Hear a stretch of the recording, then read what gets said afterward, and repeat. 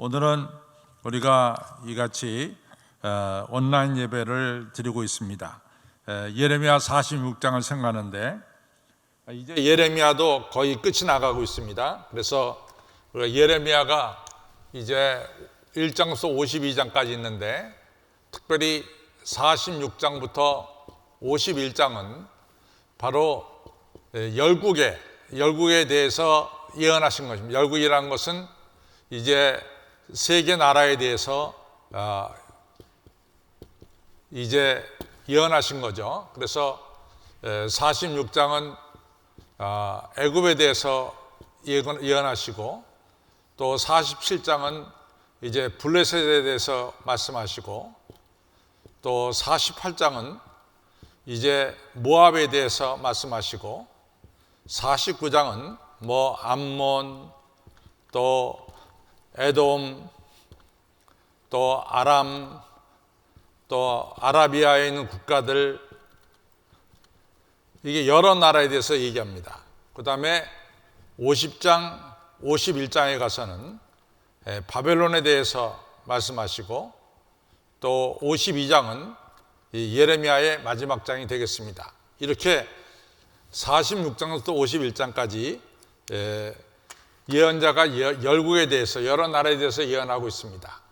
여기는 굉장히 중요한 의미를 한 두 가지를 주는데, 첫째는 우리가 예언자 하면은 그 예언자는 이스라엘에게만 말씀하는 예언자다 이렇게 생각하는데, 예레미야뿐만이 아니라 아모스도 그렇고 이사야도 그렇고 에스겔도 그렇고 예언서에 보면은 이스라엘 외에 주변의 여러 나라들에 대해서 하나님 말씀이 예언자를 통해서 전해지는 것을 알 수 있습니다. 그 얘기는 하나님은 이같이 이스라엘만의 하나님이 아니라 또 온 인류의 하나님이시다. 하나님은 이스라엘만 통치하시는 하나님이 아니라 온 인류를 통치하시는 하나님이다 라는 사실을 이제 보여주고 있죠. 그래서 이제 이 열국에 대한 예언은 그런 의미에서 매우 중요합니다. 그래서 오늘 이제 46장 첫 번째로 애굽에 대한 이제 하나님께서 예언자 예레미야를 통해서 주신 말씀이 나오고 있습니다. 근데 알다시피 이스라엘 백성들에게 있어서 큰 문제는 뭐냐면은, 알다시피 큰 문제는 첫째는 우상 숭배입니다. 우상 숭배하는 것이 큰 문제죠. 두 번째는 하나님 대신 강대국을 의지하는 겁니다. 이것이 바로 큰 문제죠. 세 번째는 하나님의 율법을 지키지 않는 것이 큰 문제가 됩니다. 그런데 오늘 이제 두 번째로 이 이스라엘이 의지하는 강대국, 소위 말해서 애굽이라는 나라가 어떻게 되느냐 하는 걸 갖다가 우리가 이제 분명히 오늘 46장에서 볼 수 있어요. 그래서 우리가 이제 애굽에 대해서 오늘 생각하는데, 특별히 오늘 우리가 생각할 것은 주전 605년에 일어난 소위 말해서 갈그미스 전투입니다. 근데 갈그미스 전투는 애굽하고 바벨론하고의 싸움인데, 이 싸움에서 애굽이 대패를 하게 되는 거죠. 바로 그것이 오늘 이 46장에서 첫 번째 나오는 1절부터 12절에 나오는 내용입니다. 성경을 읽어가면서 제가 같이 우리 은혜를 받겠습니다. 46장 1절, 열국에 대하여 선지자 예레미야에게 임한 여호와의 말씀이라. 열국은 세계 여러 나라죠. 2절에 애굽을 논한 것이, 첫 번째 애굽이 나옵니다. 유다왕 요시아의 아들 여호야김 제4년에, 우리가 지난주에도 제가 말씀드렸지만은 여호야김 왕은 애굽이 세운 왕입니다. 애굽 나라가. 그래서 여호야김은 애굽에 대해서 조공을 바치고 애굽을 섬기는 왕이죠. 근데 여호야김이 몇 년에 왕이 올랐냐면 609년에 왕이 오릅니다. 4년 뒤니까 마이너스 4를 하니까 바로 605년이 되겠어요. 그런데 이 605년은 바로 갈그미스 전투가 일어난 건데, 우리가 이 유프라데스강이 이렇게 흐르고 티그리스강이 이렇게 흐르죠. 요 사이의 지역을 갖다가 메소포타미아 지역이라고 그러죠. 바로 유프라데스강 이 해변가에 있는 도시가 갈그미스입니다. 근데 이 갈그미스에서 바로 애국과 바벨론과의 전쟁이 일어난 거죠. 굉장히 큰 전쟁이었습니다. 그래서 그 전쟁은 세계사에도 나오는 전쟁인데, 애굽의 2절을 보면 애굽에 논한 것이니 곧 유다왕 요시아의 아들 여호야김 4년에, 다시 말해 605년에 유브라데 하스가에 있는 갈그미스에서 바벨론 왕 느부갓네살에게 패한 애굽 왕 바로 느고 군대에 대한 말씀이라. 바로 느고가 바벨론에게 패했어요. 3절에 보니까 너희는 큰 방패, 작은 방패를 예비하고 나가서 싸워라. 애군대죠. 너희 기병이여 말의 안장을 지어 타며 투구를 쓰고 나가며 창을 갈며 갑옷을 입으라. 이건 다 애국 군대에 대한 말입니다. 여호와께서 이같이 말을 타고 큰 방패와 작은 방패를 들고 이같이 창을 가지고 전쟁터 나간 애국 군대를 보니까 5절에 여호와께서 가라사대 내가 본즉 그들이 놀라 물러가며, 애국 군대 군인들이 다 놀라 물러가며 그들의 용사는 패하여 급히 도망하며 뒤를 돌아보지 아니함은 어쩌민고. 두려움이 사방에 있음이여 이로다 하셨나니, 애국 군대가 바벨론 군대에 패해서 너무나 무서워서 뒤도 쳐다보지 않은 채 걸음아 나설려라고 도망가는 겁니다. 근데 6절에 보니까 발이 빠른 자도 도망가지 못하며 용맹이 있는 자도 피하지 못하고 그들이 다 북방에서 유브라데 하스가에 넘어지며 엎드러지는도다. 빨리 도망갈 것 같지만 도망가지 못하고 다들 패하고 마는 것을 말하고 있습니다. 근데 7절에 보면은 저 나일의 창이랑과 강물의 흉령함 같은 자가 누구뇨? 애굽의 나일강이 이제 항상 홍수 때는 차고 넘치죠. 그래서 삼각주가 생깁니다. 바로 그 얘기를 하는 거죠. 나일강의 창이랑과 강물의 흉흉함 같은 자가 누구냐? 애굽이라 그 말이에요. 8절 애굽이 나일의 창이랑과 강물의 흉흉함 같도다. 애굽은 이같이 아주 힘이 있는 것 같다. 이렇게 보여요. 이렇게 말하는 거죠. 그 가로되 내가 일어나 땅을 덮어 성읍들과 그 거민을 멸할 것이라. 애굽이 말하기를 우리는 나일강의 창이랑 같이 힘이 있으니까 우리가 세계를 점령할 것이다. 이렇게 이제 떠들어댑니다. 그래서 9절에 말들아 달려라 병거들아 급히 동하라 용사여 나와라 방패 잡은 구스인과 붓인과 활을 쏘는 루딤이여 나올지니라 하거니와. 이같이 애국 군대에는 애국 군대만 있는 것이 아니라 용병들도 있었습니다. 그러니까 돈 받고 전쟁해 주는 사람들도 있었죠. 거기서 이제 구스인 하면은, 우리가 구스인 하면은 에디오피아를 가리켜요. 에디오피아 구인을 말합니다. 그 다음에 두 번째로 뭐가 나오냐면은 이 구스인이 나오고 그 다음에 이제 붓이라고 나와요. 이 붓은 리비아 사람들을 말합니다. 리비아 사람들, 아프리카 북단에 있는 리비아 사람들을 말합니다. 그 다음에 우리가 이제 그 세 번째 나오는 사람이 뭐냐면 활을 당기는 루디민이요. 이 루디민이라고 나옵니다. 루디민. 이 루디민은 여러분들 옛날에 우리가 이 황금이 많이 나는 곳이 바로 리디아라고 하는 것이 있어요. 리디아. 그래서 지금은 이 리디아가 터키에 있는데, 그래서 우리 리디아에 나온 소설 중에 하나가 사람이 손만 대면 황금으로 변하는 이러한 소설도 바로 리디아에서 나왔습니다. 그만큼 리디아에는 이 황금이 많이 나는 것이고, 루드민 이 리디아 사람들은 활을 잘 쏘기로 소문난 백성들입니다. 그러니까 애국 군대가 이 구스 사람들, 리비아 사람들, 그 다음에 루드민들, 이 사람들을 돈 주고 사서 애국 군대로 만들었어요. 용병으로 만들었죠. 돈 주고 와서 전쟁하는 사람들 용병이라 그랬죠. 용병으로 만들었습니다. 근데 이 용병들이 애국 군대와 합류해가지고 지금 전쟁을 하는데 어떻게 됐느냐. 그 결론을 보면은 굉장히 이제 대단한 것 같죠. 말들아 달려라 병가들아 급히 동하라 용사야 나와라 방패 잡은 구스인과 부딘과 활을 당기는 루디민이여 나올지니라 하거니와. 이같이 애국군대가 엄청나게 나오지만 10절 그날은 주 만군의 여호와께서 그 대적에게 원수 갚는 보시리라.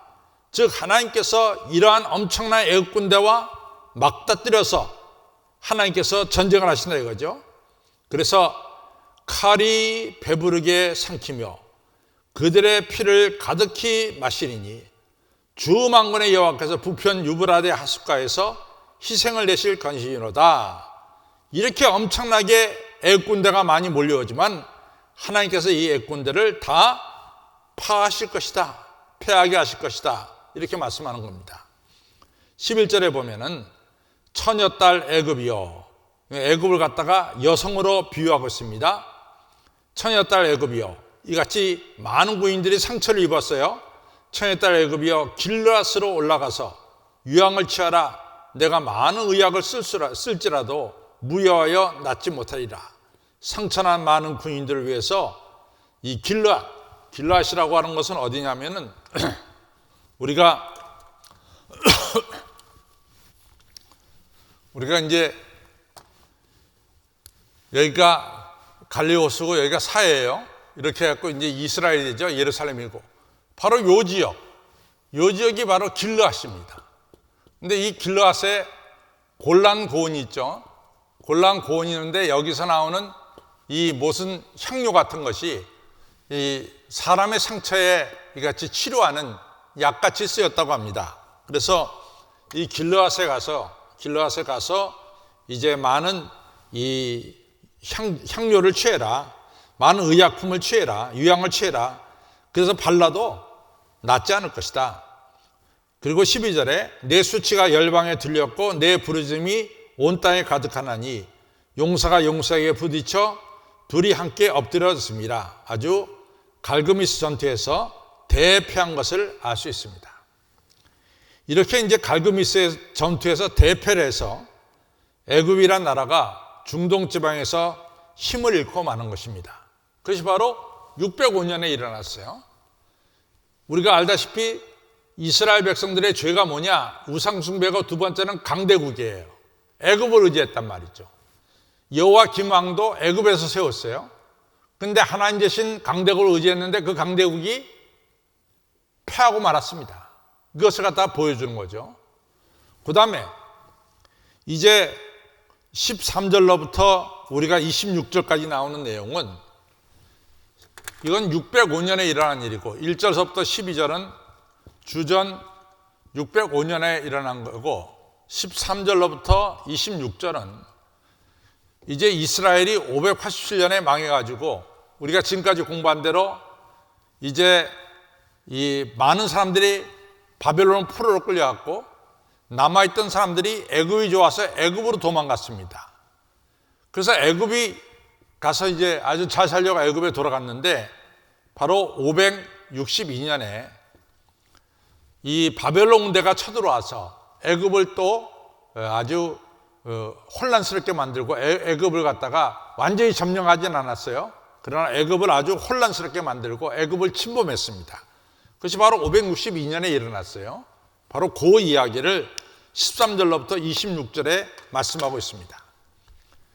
그러니까 시간적으로 1절로부터 12절은 605년에 13절로부터 26절은 거기서부터 한 50년, 거의 50년 뒤에 이같이 562년에 일어난 일입니다.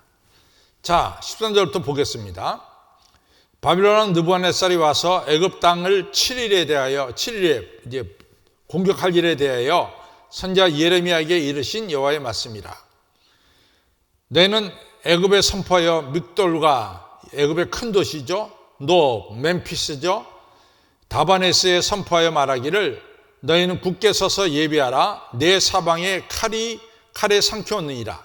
그러니까 바벨론 군대가 들어와서 사방을 갖다가 점령했다 이거죠. 15절 너희 장사들이, 참 여기서 장사라고 하는 것은 이 굉장히 여러 가지 의미가 있습니다. 이 장사라고 하는 것은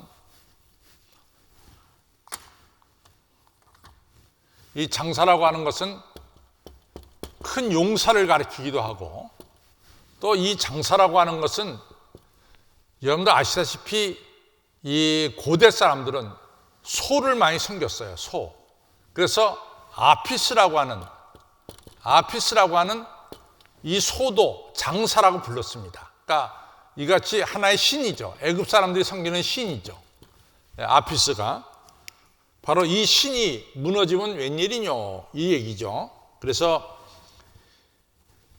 이 14절에, 이 15절에 보면 너희 장사들이 쓰러지면, 너희 신들이 쓰러지면 어쩌면요. 그들이 서지 못하면 여호와께서 그들을 몰아내시는 거니라. 그가 하나님께서 많은 자로 넘어지게 하시며 사람이 엎드러지며 얼마나 많이 죽었든지 시체가 시체를 위에 있는 거죠. 이러며 일어나라. 우리가 포악한 칼을 피하여 우리 민족에게로 우리 고토에로 돌아가자 하며, 여기서 우리 민족 우리 고토로 돌아가자 이렇게 말하는 사람들은 우리가 알다시피 용병이에요. 에디오피아에서 온 용병이라든가 리비아에서 온 용병이라든가 또는 리디아에서 온 용병이라, 이 용병들이 전쟁에 패할 것 같으니까 도망가는 거예요. 우리 고향으로 돌아가자.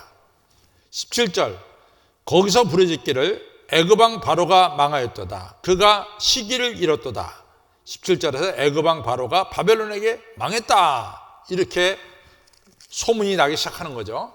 18절 만군의 여호와라 일컫는 왕이 가라사대 나의 삶으로 맹세하노니 그가 과연 산들 중에 다볼같이 해변에 갈물같이 오리라. 그러니까 애굽을 치러 오는 군대가 어떻게 오냐면은 다볼산같이 또는 갈멜산같이 온다 그래요. 이게 굉장히 아주 재미있는 표현인데,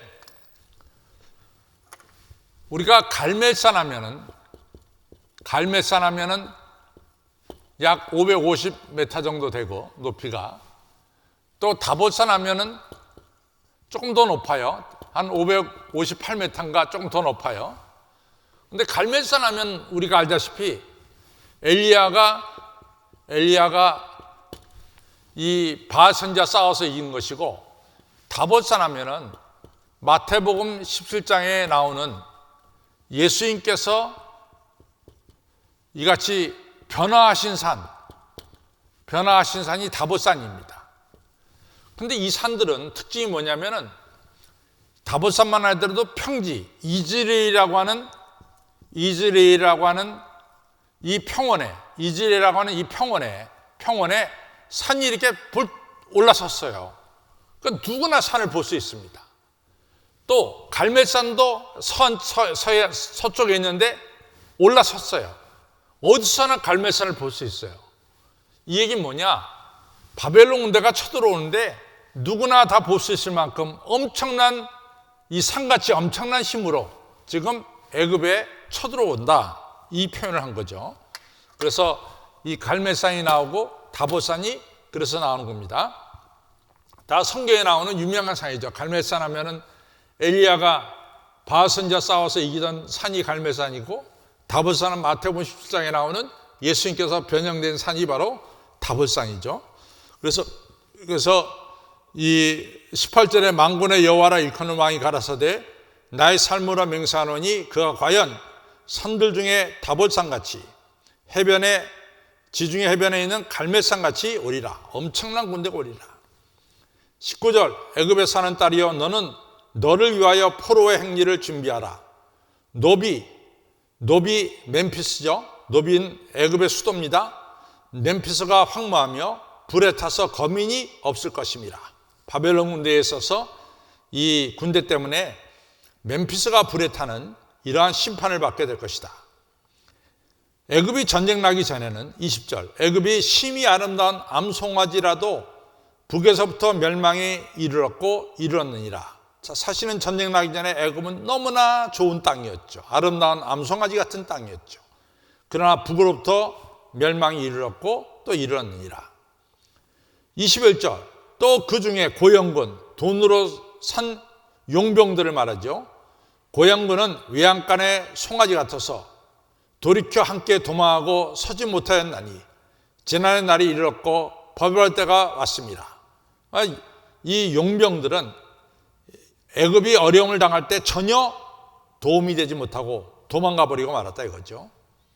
그때 22절 애굽의 소리가 뱀의 소리 같으니 이는 그들의 군대가 벌목하는 자 같이 도끼를 가지고 올 것임이라.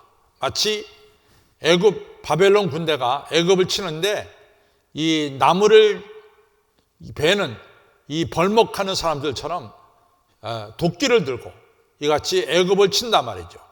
그러니까 애굽의 소리가 뱀 소리처럼 다 잦아들었다 이거죠. 겁이 나가지고. 23절 나 여호와가 말하노라 그들이 황충보다 많고 계수할 수 없으므로 조사할 수 없는 그의 수풀을 찔 것이라. 그러니까 바벨론 군대가 얼마나 밀려왔는지 황충보다도 많게 몰려와가지고 셀 수 없을 만큼 이같이 나무를 갖다 찍어내는데 애굽 사람들을 갖다 찍어냈다 이거죠. 24절 딸 애굽이 수치를 당하여 북방 백성의 손에 부침을 입으리로다. 여기서 북방 백성이라고 하는 것은 바로 바벨론을 가리킵니다. 그래서 애굽이 바벨론에게 패하는 것을 말합니다. 25절에 참 재미있는 이야기가 나와요.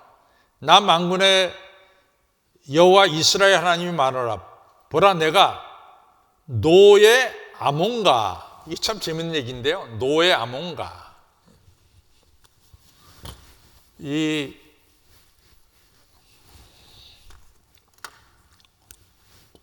노의 아몬과 그 다음에 두 번째로 뭐가 나오냐면 노의 아몬과 그 다음에 바로와 애굽과 애굽 신들과 왕들 그 다음에 두 번째 바로와 세 번째 애굽과 네 번째 애굽의 신들과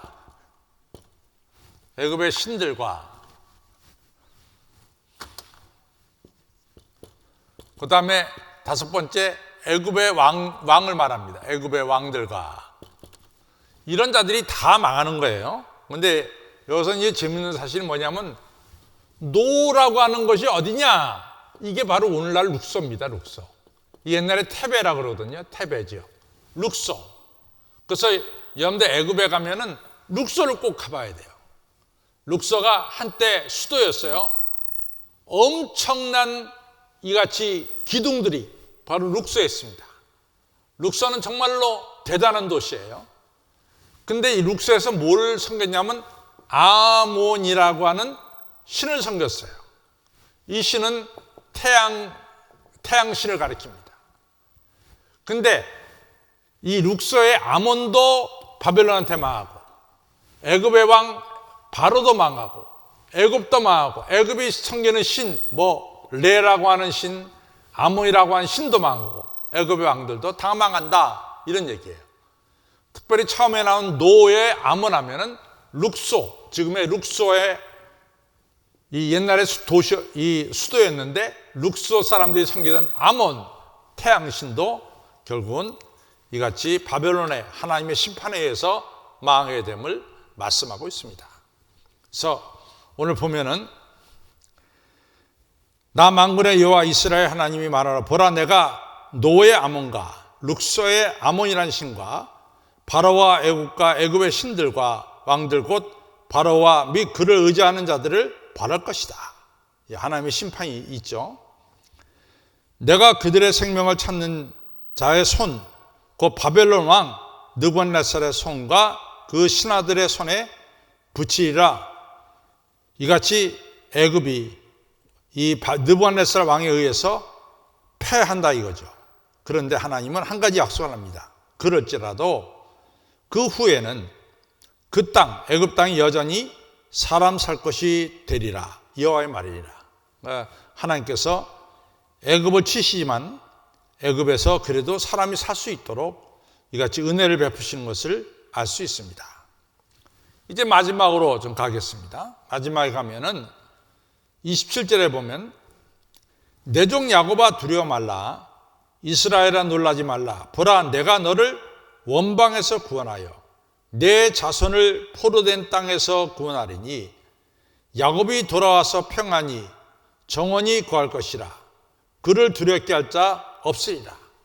이같이 애굽이 심판받고 또 블레셋이 심판받고 또 모압이 심판받고 바벨론이 심판받는 이런 와중에서 하나님께서는 하나님 백성 이스라엘을 지켜주시겠다 그 말이에요. 너희들 애굽이 심판받는다고 해서 너무 걱정하지 말아라. 애굽이 망한다고 해서 너희가 망하는 것이 아니다. 애굽은 하나님의 심판을 받아서 망할지 모르지만은 내가 너희들은 바벨론 포로지에서 다시 예루살렘으로 돌아오도록 내가 너희를 인도하겠다. 지켜주시겠다. 이런 중요한 말씀이 바로 오늘 성경에 나오고 있습니다.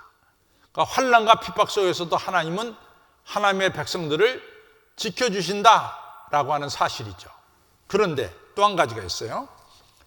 마지막 절에 보면 나 여호와가 말하노라 내 종 야곱아 내가 너와 함께하나니 두려워 말라. 내가 너를 흩었던 그 열방은 다 멸할지라도 너는 아주 멸하지 아니하리라. 그 환난 핍박 속에 너를 지켜준다 그러죠. 그렇지만은 내가 너를 공도로 징치할 것이며 결코 무죄한 자로 여기지 아니하리라. 너희들이 우상 숭배하고 하나님 대신 강대 의지하고 하나님 율법을 지키지 않은 이러한 죄에 대해서는 내가 물을 것이다. 이런 말씀입니다. 물론 애굽이 망할 때 너희를 함께 망하지 않고 너희를 지켜주지만은 그러나 너희들이 잘못한 것에 대해서는 내가 심판하시겠다. 이런 말씀입니다. 그래서 예레미야 46장의 결론을 보면은 이스라엘 백성들이 그렇게 의지하던 그렇게 믿던 애굽이 결국 하나님의 심판에 의해서 망하는 것을 볼 수 있어요. 그러니까 정말로 우리가 믿어야 될 게 뭐냐? 강대국이 아니라 하나님을 믿어야 된다는 중요한 메시지를 예레미야 46장에서 주고 있습니다. 그래서 결론을